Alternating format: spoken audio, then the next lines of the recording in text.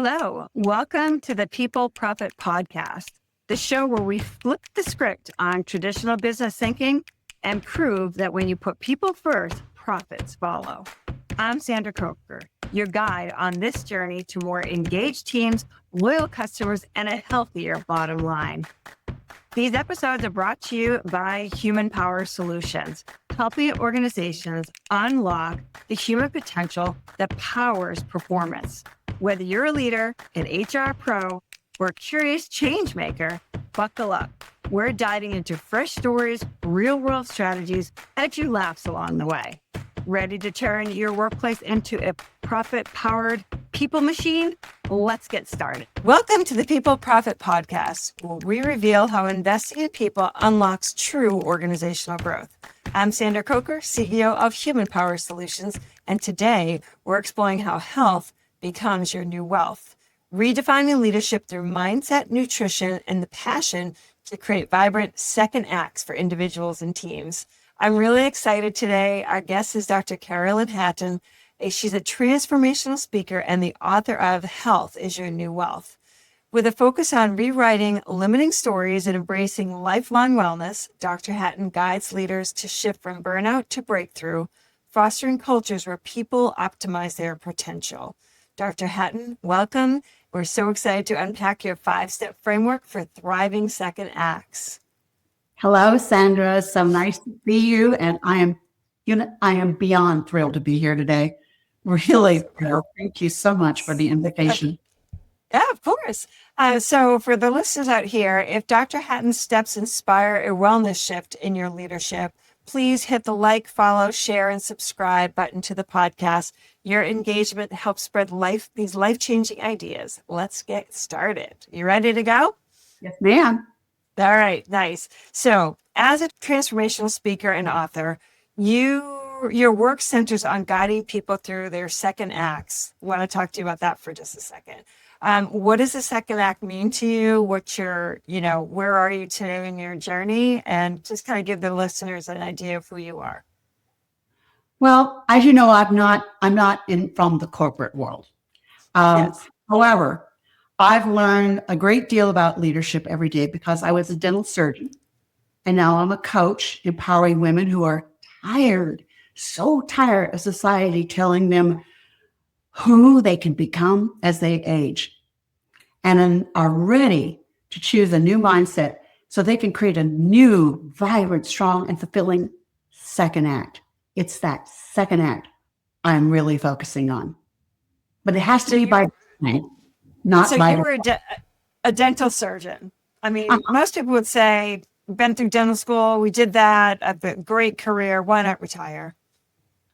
Oh, I did it for 30 years. I was also a professor. I taught, and then I was a researcher. I love research because I got to dabble with different ideas and formulas and then find the best products. I would test products for my patients and solutions. So it's kind of, in a way, what I do now. It's so interesting how they are juxtaposed. They're very similar. I love that. So when you think about a professional or a personal moment that kind of sparked this philosophy that health is the new wealth, where did that come from, and how has that shaped your approach to leading yourself or leading others or working with these women that you're working with? Well, I started thinking about it, and I really wanted to just, I know how to stay young. Let's just start with that. I really know how to do that, but it's taken some experimenting. It's taken some checking out of things and discarding and taking on this new thing. And if you saw a picture of me 4 years ago, you would not believe it. It was a 4-year transformation. Wow. And I will share it with you. Maybe I just should learn to do that. But I mean, I was chubby. I didn't look anything like now. And one day I just got ticked off. I was going to say something else, but I'll say I was ticked off and I was not ready, simply not ready to go this way, anyway, no way, Jose. So I decided, okay, there's so much science, and I'm a scientist. There's so many things you can do, but most people get complacent and they think that change is too hard or it takes too long. And I decided I'm going to find a way for me to change rather quickly. And I experimented with a whole lot of stuff. You talk about a diet, I've done it. And then one day I found one diet. Lately, they've changed a few things, which does not make me happy, but their basic style, the basic, everything they teach is the best I've ever found. I've done Jenny, I've done it all. Yeah. And there's always, you have to stay on it forever. As soon as you get off, you gain it all back. Right. I had to figure out something. This one diet, and I'll tell you what it is. It's called Noon. And basically what they teach is it's proportion. We all know that, but we don't stick with that. And it's about what you choose. I mean, the types of, food. And you could have a pizza, but it's the stuff you put on it, or you can have this. And so I decided I thought I could do this. I can still have things I like. I'm not a huge, and I thought, but I will change things little by little. The other thing that I learned is I will pick one thing, and this is a huge secret. It's not a secret, but everyone acts like it is. You pick one thing. And I did a course at She Rises called It Takes 66 Days to Change a Habit. Now that's science. Right. Yeah. So I would take 66 days and I would just stay on that one change. Yeah. It usually worked. So I think that's huge right there. So as we kind of like think about your background, coaching and speaking, you really emphasize mindset, which is what that discussion is about. It's your mindset, right? It's a foundation to reshape your reality, right? So how do you see this mindset kind of like shifting and reshaping your reality playing out in an organizational setting? When you think about leaders who might need to inspire their teams who are in a bad habit, here's 66 days to try something new. How do you think that could really affect an organization or a young leader trying to get their footing in leading an organization?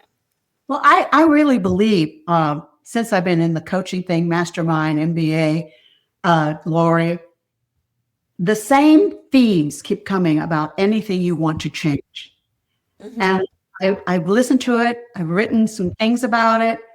And the one thing that is like magically the one thing, if you want to change, you must change your mindset. There's no equivocation. There's no negotiation. It's a must. Yeah. So, in everything you do, it's whether, you want to lose weight, you want to look younger in the next 4 years, you have issues with your team. I used to do the weirdest things with my team. The back and the front were always at odds in a dental office. Yeah. That when I had enough, I bought all these Mickey Mouse hats and I gave them all. I said, back in the back, back in the back. And I put on music and they all had to wear Mickey Mouse hats and we'd do the stroll. 2 minutes. And they had to hold hands and do the stroll. Yep. You are so weird. I said, you don't even know that. That's funny. I'd love to unpack your framework a little bit. So you have a 5-step guide. It's a roadmap for vibrant living. So you started with rewriting your story. So can you break it down? How does shifting limiting beliefs about aging or mindset empower leaders to create more resilience and engage teams? Just give us some tactical clues. Well, first of all, I think it's the hardest thing for people. Maybe it's the word.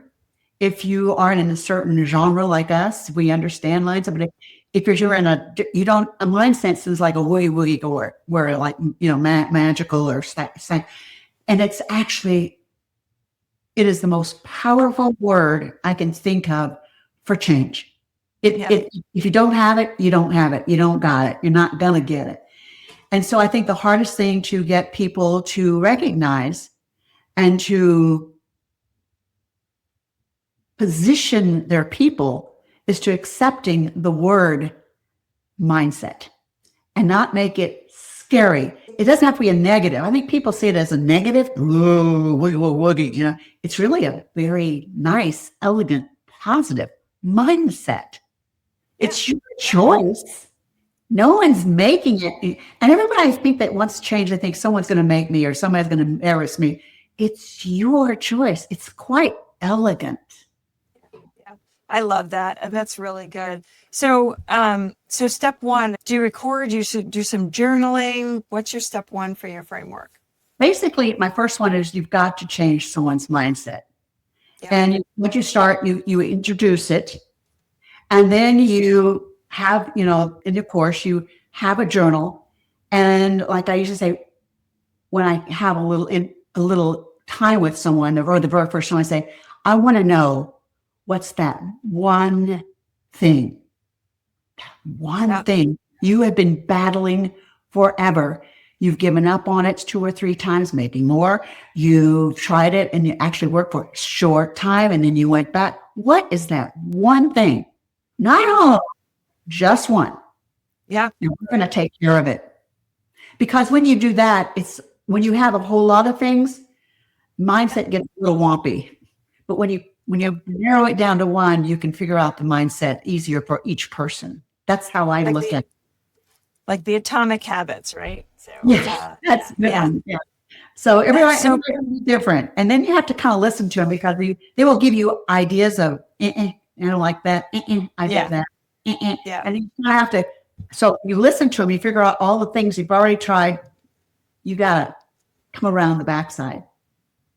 That's powerful. Yeah. So I want to talk a little bit about movement and nutrition. Two things that you're very, very passionate about. So prioritizing veggies, water, and joyful activities like walking or yoga. How can leaders apply these kind of priorities to foster a culture of wellness and reduce burnout, and which in the end boost productivity? Well, I think I just had a powerful little chat with Iman. We know our Iman, right? And he are really in sync, and he tries to make it easy. And if you make it hard, if you make it too long, it won't last. So you get nowhere. So my philosophy is 20 minutes max. 20 minutes max. It can be your coffee break. It could be what I do, my own thing that I've discovered, my technique is as I had hip surgery. And so when it gets cold like this, my hip kind of gets, so every morning, if I'm not washing my hair, I turn on the tub. And while it's going, I don't know how many minutes that is. I come back into my office and I do stretching, yoga, Tai Chi, weights, bands. And by the time I hear the sound of the water, I know what the sound is at the top, I'm done. And that's about 15, 20 minutes. And what I think people make things too independent, I like the word stacking. So while the water is running, that's my clue. Yeah. Okay. Then you go into and you do the, and then I hear, and I'm always done by then. So while I go in the tub, I do my deep breathing and my breathing exercise, stacking again, and you get to enjoy the heat on your joints or your bubble bath, but you get to spend more time because you're doing your breathing exercise. So if people can learn to stack things in their life, I think it becomes a lot easier because you're accomplishing 3 things in one event. Yeah. When I was working for corporate, I would go out to my car and I would like listen to a motivational thing or do a meditation, like just something to kind of help ground me for the day. When these daily practices, you've got these daily practices, you can have some team impact there. And when you cultivate the brain and emotional resilience, can you talk about how you can do that? Like, what are some of the things that you can do to really build that muscle to handle stress, basically? My personal opinion is that it's my observation also that men and women handle stress differently. But I was in a man's world. You were too. I was the only female in entire dental school, 4 years. And men and then women, they let it sink in. They almost bathe themselves with the stress. I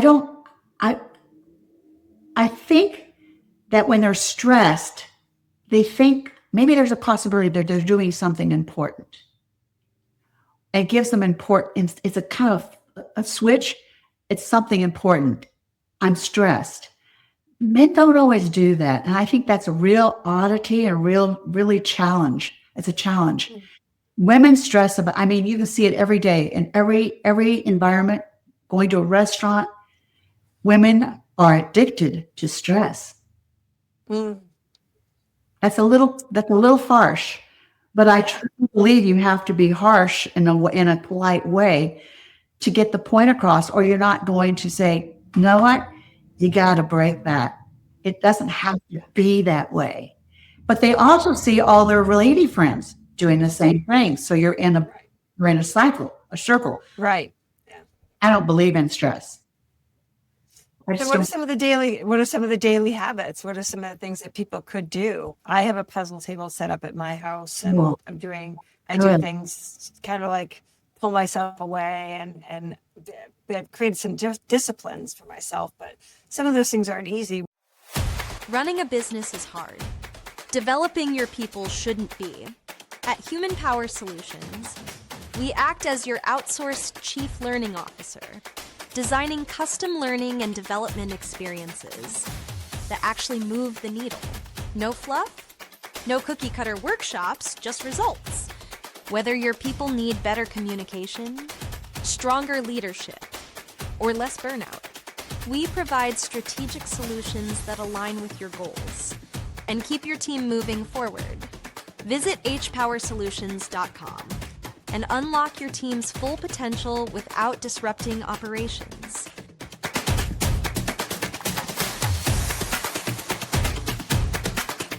What are some of the things that people could look at and say, I could do this every day and this will help me?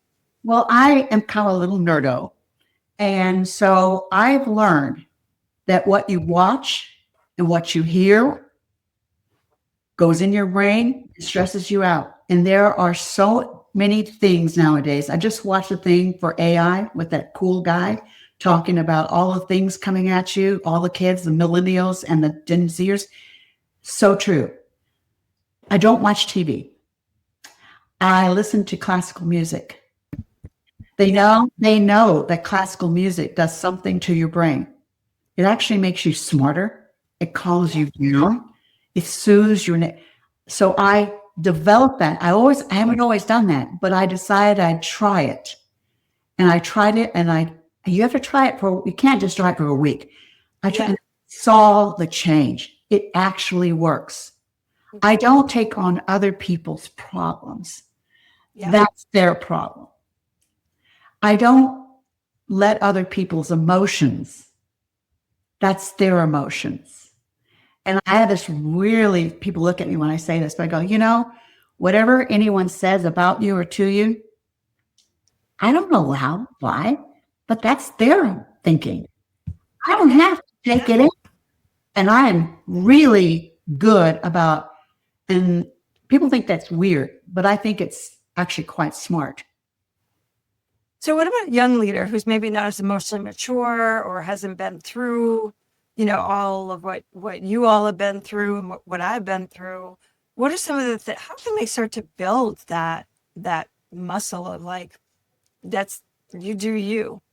I mean, at 57, I'm like, you do you, and I mean it. At 27, it's harder to do. It's hard. Especially. I think it takes life. I think that has to do with your niche. I don't want to work with a 20-year-old anymore. It's not going to happen.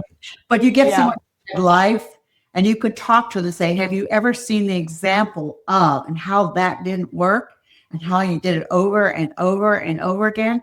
Maybe it's like to think about trying something new to get your self out of the stress, stress is not hurting anybody that you don't like. It's hurting you. Yeah.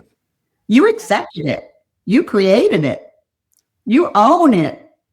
So when we talk about cultivating our brains and building emotional resistance, are there certain gratitude practices or brain boosting tips that you can, think about for our leaders to do during the day so they can lift themselves up? Well, I know there are a lot of techniques out there that a lot of people teach. I'm kind of a little bit different. I learned by accident years ago something called I go into the gray. And every morning when you wake up, there is a period of time where you're asleep and you're not asleep. You're awake, but you're not, and it's gray. I keep my eyes closed and I'm like floating, deciding whether to wake up or go to sleep. Now, over time, I learned that is the most special time of my entire day. If I can regulate it, I will get the most creative ideas, solutions. I've talked to many coaches about this. I said, wow, can you just do that? I said, yeah. And I said, and one said, can you do it during the day? And I said, I've never tried it. I'm going to try that now. And I've been trying it, sitting in this chair, and I just lean back and I get myself in the gray and I will figure out something that fast.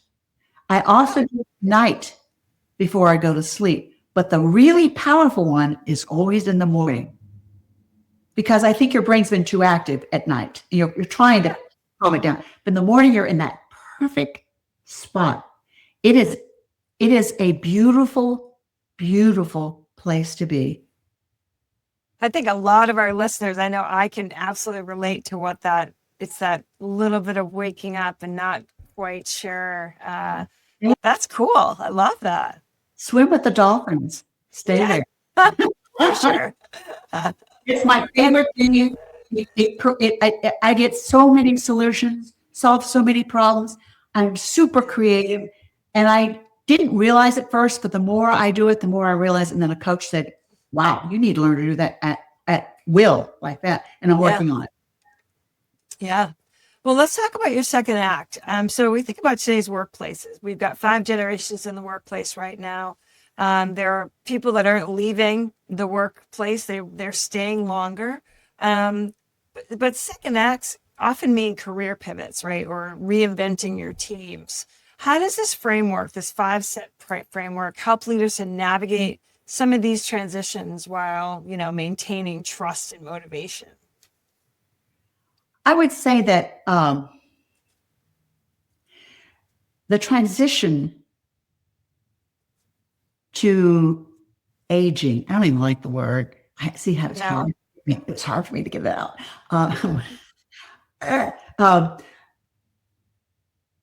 It really is a difficult word because it brings on all kinds of negative thoughts, feelings, labels, and you change that word from a negative to a redefine your purpose. Oh, don't wait on that word. Or what you really need to do. The real secret is you need to change your identity. Most women come up, they create an identity. We created an identity when we were in college. We created an identity when we were in high school. We created an identity when we got married. We got divorced. So you create identities. You jump into them. And it sort of has to do with your environment. I'm very careful about my environment. And when you become 45 and you start aging, you start accepting the roles that you've had or that you're supposed to have at 45 plus. I will not accept. No, I will not accept it. I create my own identity. And when you can create, and I really help women when I figure out what the first thing is, the first thing I try to do after I can shift them to something, after we resolve or get, kind of organize that problem they're having, is you got to shift your identity. Your identity is everything. It's your success. So when when they go into that second act, whether they're working or whether they go to a volunteer role or anything along those lines, it's really that mindset piece, right? Of I'm not getting older, I'm just moving on. Yeah, this is my seventh reincarnation role. I think it's fun and it keeps me young. And I know that. So you stay stuck in the 45, 50 role of, this is the way I'm supposed to be. This is where all my girlfriends are. Doesn't mean you have to do. I just changed roles. And then 4 years ago, I started Tony Robbins. And then I went to all the other things, mindset. And every time I change roles or change focus, I changed a role. And I left one behind me. So in a way, that progression of changing roles, like I think with Tony, it's like once a year, you change roles, it moved me forward, kept moving way forward. And so I had a purpose and a reason and work. So I didn't slide back. And I think that's important for younger leaders coming into the workplace, is that it's not going to be stagnant. I mean, we're not seeing these 30 and 40 years in one company, dynamic. It seems that's kind of gone. So when you think about like self-leadership, so you yourself as a young leader or as a new and up and coming, just entering into the workplace and looking to make your mark, self-leadership through health and mindset is what's directly going to influence your success. Would you agree with that? I would agree. I think leadership has a lot of handles. It has a lot of tags. I am always excited to see what the new tag is. Yeah. I'm not worried about the tag. Bring it on. Bring it on. Yeah. And I again, just like in the gray, I play with it. I weave it in and out. Sometimes I pick it off. Then a new one comes and I just play it. It keeps me young. It keeps me changing. It keeps me relevant. Mm-hmm. That's the best word I can think of. That's amazing. So when you think about people that are listening right now, what's a quick win or what's a step that they could implement right away to start making some of these changes that they might need to make? Read my book. Okay. Read my book. Yeah. The plan is right there. And it's, I keep it really simple. I keep the chapters. Nobody wants a tome, 400 pages. No one wants to read Churchill's tome. So I keep chapters about 3 pages. You can take it and digest it. Yeah. Once you get comfortable with it, go on to the next. But basically, mindset's number one. And then with help, you figure out, sometimes we're in such denial about what it is. But if you can work with somebody and get them to finally, maybe at the last second, when you're going to close the door, I want to tell you something, that kind of thing. I'm going to tell you something. And it was only like 3 hours, it's so typical. So I'm happy for it.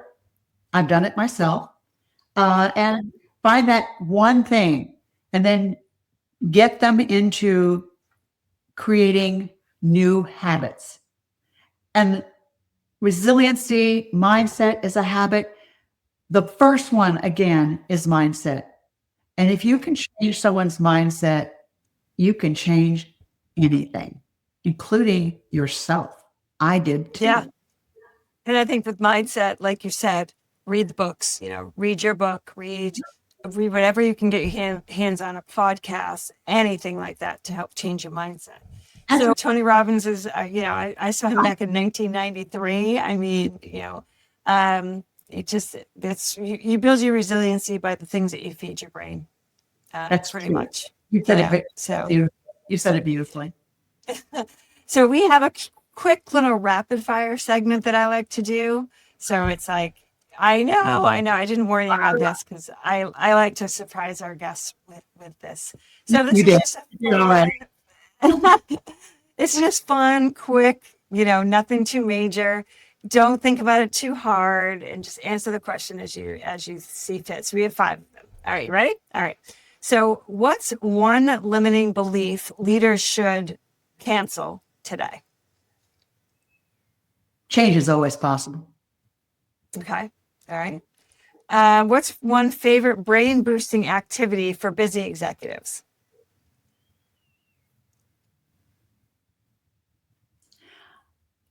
I would say breathing exercises Awesome.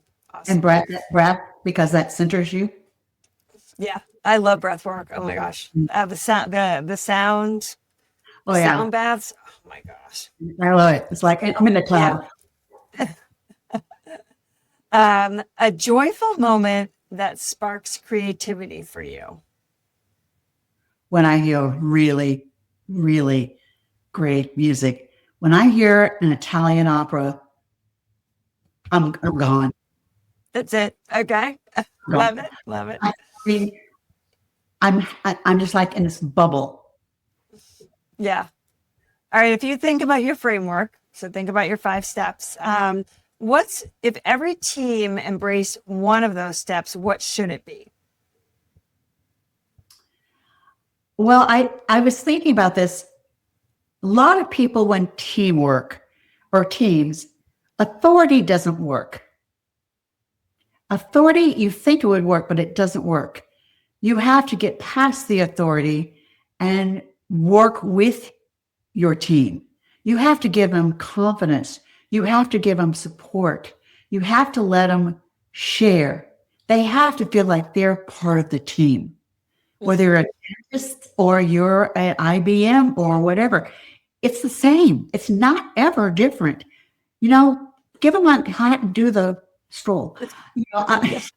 Sometimes you have to do really wonky things to break the moment when things are really tense. I usually did really stupid things. I mean, I would do something so weird and then just go, and then that broke the bad feeling of whatever was the clash that was going on. Love that. All right, last one. So I know that you're looking to, get out there with your book and speak and all of those things and get this message out.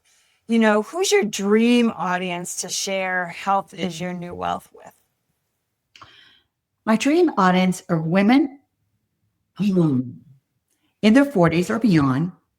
And I want to show them how to break free from their belief that aging defines their future. I want them to use mindset shifts, nutrition, brain health, strategies about building resilience, super important. And I want them to create their vibrant, strong, and fulfilling second act. It is so possible. It is so possible. So do we let the cat out of the bag and tell people how old you are? Lori does for me. She's always done. I'm like, Lori, and she goes, did you know that? I'm like, oh. And it's a little game we play. Like, really again? So for our audience who's curious about Dr. Carolyn Hatton, Dr. Carolyn, how old are you? I am 79, going on 23 and a half. I mean, I think when you laugh, laughing is great. Yes. Oh. But when you think about our conversation 4 years ago, right? You're 75. You made that trip. You made a decision to take care of your health. Remember both sitting in a rocking chair, like watching Judge Judy. Oh my God. I was in Lori's class about a week ago, and someone in community says, well, I just turned 50 and I just don't know if I should be taking these classes and I should be spending this money. And I said, Lori, don't you dare. Don't you dare. She just looked at me. And she did. Yeah. Well, I think it's amazing. I think, when you embrace your health, make your second act your best through the mindset, nourishment, and passion action like you have, I think people could really take a lot away from this conversation. And I just really appreciate you being here so much today. Thank you. I appreciate you too. And I appreciate you for giving me the opportunity, Sandra. I really do. I hope to get to know you better in the future. I do too. So that's a wrap on another episode of People Profit. If Dr. Hatton's framework lit a path to wellness, please like, share, and subscribe. Tag a leader ready for their next vibrant act, or anyone that you know for that matter.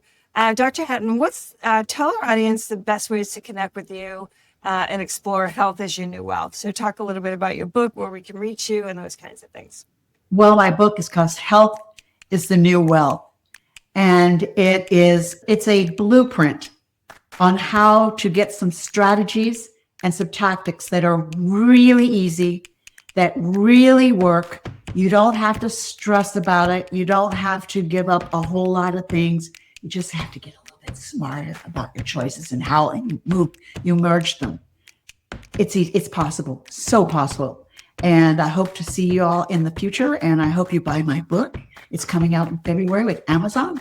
And it's Health is Your New Wealth, which actually is a movement. I actually sent an invitation to Robert Kennedy. Oh, that's really great. It's exciting. So we will make sure that all your links for your information is linked below in the comment section back there. And so thank you so much for sharing your knowledge and your wisdom for us today. For everyone listening, start your second act today. Dr. Carolyn Hatton, thank you so much. Leaders, remember, health fuels profits. Invest in health for your employees, for unbreakable teams. I'm Sandra Coker. See you next time. Thanks so much. That's a wrap on this episode of the People Profit Podcast. If you found a nugget of wisdom or even just a spark of inspiration, share the love, subscribe, leave us a review, and pass the episode along to a colleague who's ready to build a people-first culture. Big thanks to our sponsor, Human Power Solutions, for championing workplace where humans thrive and profits rise. Want to learn how they can energize your team? Head over to hpowersolutions.com to get started. I'm Sandra Coker, reminding you that when you invest in people, you invest in profit. See you next time.